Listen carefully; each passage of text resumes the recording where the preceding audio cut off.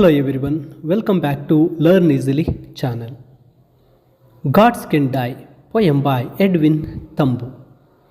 ಈ ಒಂದು ವಿಡಿಯೋದಲ್ಲಿ ನಾವು ಈ ಗಾಡ್ಸ್ ಕ್ಯಾನ್ ಡೈ ಈ ಪದ್ಯದ ಕನ್ನಡದ ಲೈನ್ ಬೈ ಲೈನ್ ಎಕ್ಸ್ಪ್ಲನೇಷನ್ ಹಾಗೂ ಸಮರಿಯನ್ನು ಡಿಸ್ಕಸ್ ಮಾಡ್ತಾ ಹೋಗೋಣ.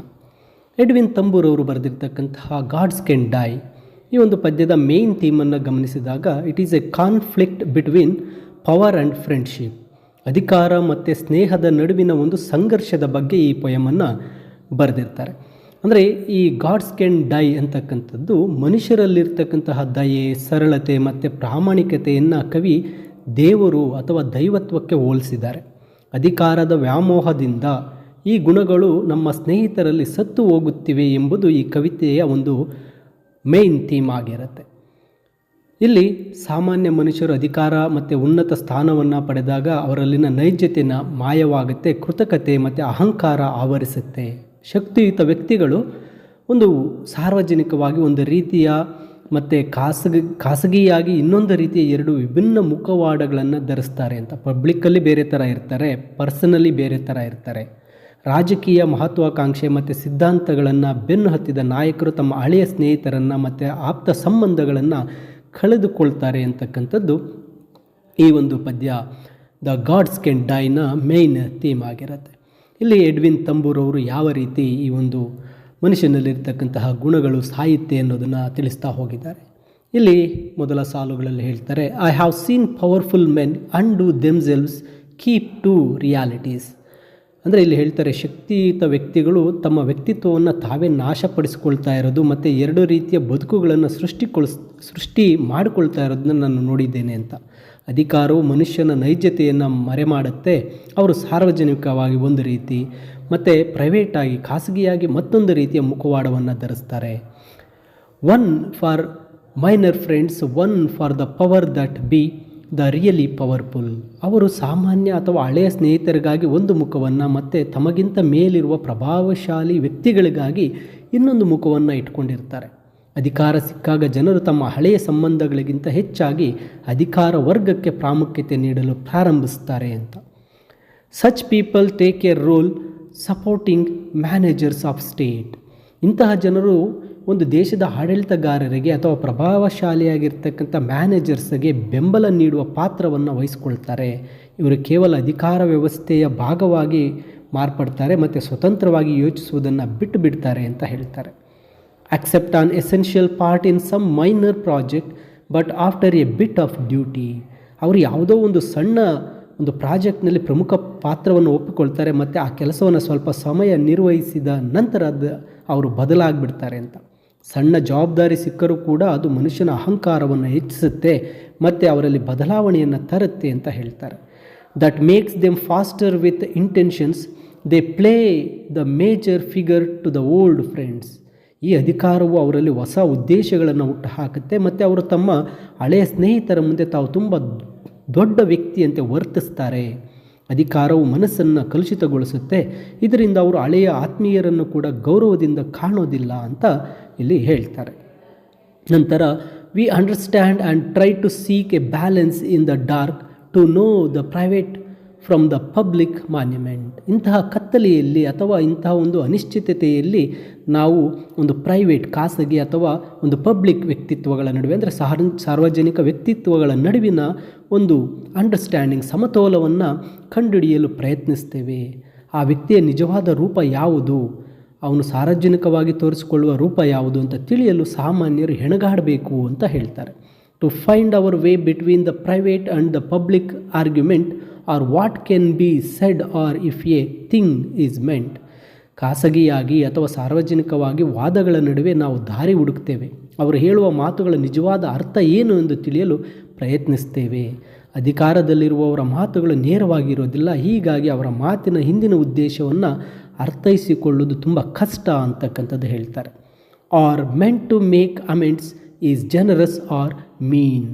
ಅವರ ಮಾತುಗಳು ತಪ್ಪನ್ನು ಸರಿಪಡಿಸಲು ಹೇಳಿದ್ದೆ ಅಥವಾ ಅವರ ಮನಸ್ಸು ಉದಾರವಾಗಿದೆಯೇ ಅಥವಾ ಸಂಕುಚಿತವಾಗಿದೆಯೇ ಎನ್ನುವುದೇ ಪ್ರಶ್ನೆ. ಒಬ್ಬ ವ್ಯಕ್ತಿಯ ನಡವಳಿಕೆಯು ಪ್ರಾಮಾಣಿಕವಾಗಿದೆಯೇ ಅಥವಾ ಕೇವಲ ಸ್ವಾರ್ಥಕ್ಕಾಗಿಯೇ ಎಂಬ ಸಂಶಯ ನಮ್ಮಲ್ಲಿ ಹುಟ್ಟುತ್ತೆ. The casual words, the easiness, the quick straight answer, the human delay, the lack of cautiousness. ಹಿಂದೆ ಇದ್ದ ಸರಳ ಮಾತುಗಳು, ಸಹಜತೆ, ನೇರವಾದ ಉತ್ತರ ಮತ್ತು ಮಾನವೀಯತೆಯಿಂದ ಕೂಡಿದ ಅಂಜಿಕೆಯಿಲ್ಲದ ನಡವಳಿಕೆ ಮಾಯವಾಗಿರುತ್ತೆ. ಅಧಿಕಾರ ಬರುವ ಮುನ್ನ ಜನರಲ್ಲಿದ್ದ ಮುಗ್ಧತೆ ಮತ್ತು ಸರಳತೆ ಅಧಿಕಾರ ಬಂದ ಮೇಲೆ ಮಾಯವಾಗಿರುತ್ತೆ ಅಂತ ಹೇಳ್ತಾರೆ. That gave ample laughter to our evenings are too simple for these days of power.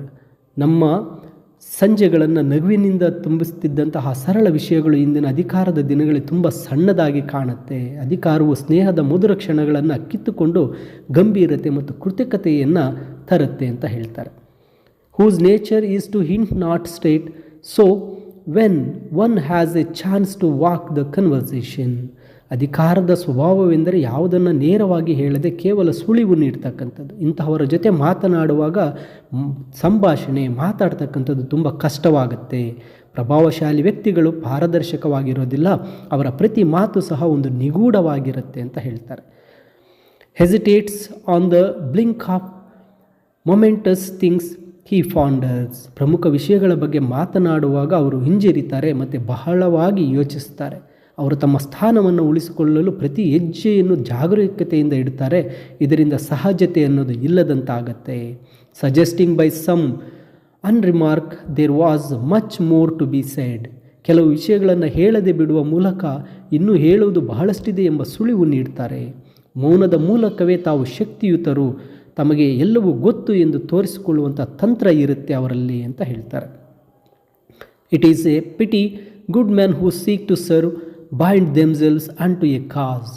ಸೇವೆಯ ಉದ್ದೇಶದಿಂದ ಬಂದ ಒಳ್ಳೆಯ ಮನುಷ್ಯರು ಯಾವುದೋ ಒಂದು ಸಿದ್ಧಾಂತ ಅಥವಾ ಉದ್ದೇಶಕ್ಕೆ ತಮ್ಮನ್ನು ಕಟ್ಟಿ ಹಾಕಿಕೊಳ್ಳುವುದು ಒಂದು ವಿಷಾದನೀಯ. ಒಳ್ಳೆಯವರು ಕೂಡ ರಾಜಕೀಯ ಅಥವಾ ಅಧಿಕಾರದ ಜಾಲಕ್ಕೆ ಬಿದ್ದಾಗ ತಮ್ಮ ಮೂಲ ವ್ಯಕ್ತಿತ್ವವನ್ನು, ಮೂಲ ಒಂದು ಗುಣವನ್ನು ಕಳೆದುಕೊಳ್ತಾರೆ. Then use the fate of nations as rational to take their friends aside.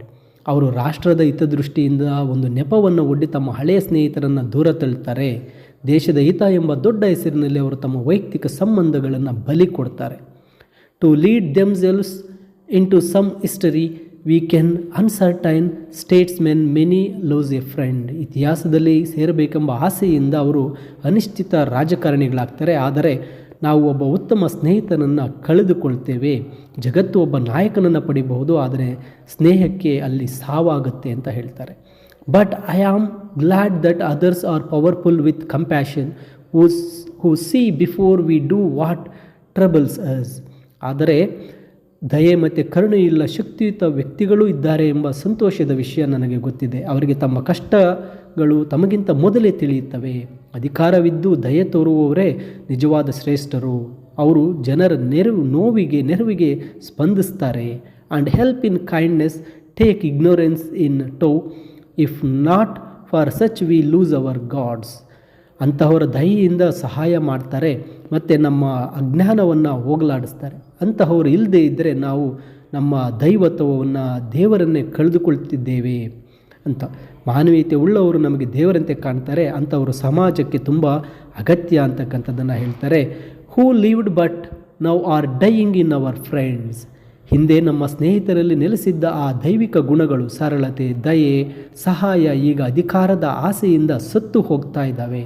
ಮನುಷ್ಯ ಅಧಿಕಾರಕ್ಕೆ ಮಾರು ಹೋದಾಗ ಅವನೊಳಗಿನ ದೈವತ್ವ, ಅವನೊಳಗಿನ ಒಳ್ಳೆತನ, ಅವನೊಳಗಿನ ಸಹಾಯ ಗುಣ ಎಲ್ಲವೂ ಸಾಯುತ್ತೆ ಅಂತಕ್ಕಂಥದ್ದನ್ನು ಇಲ್ಲಿ ಎಡ್ವಿನ್ ತಂಬೂರ್ ಅವರು ಗಾಡ್ಸ್ ಕ್ಯಾನ್ ಡೈ ಈ ಪದ್ಯದ ಮೂಲಕ ತಿಳಿಸಿರ್ತಾರೆ.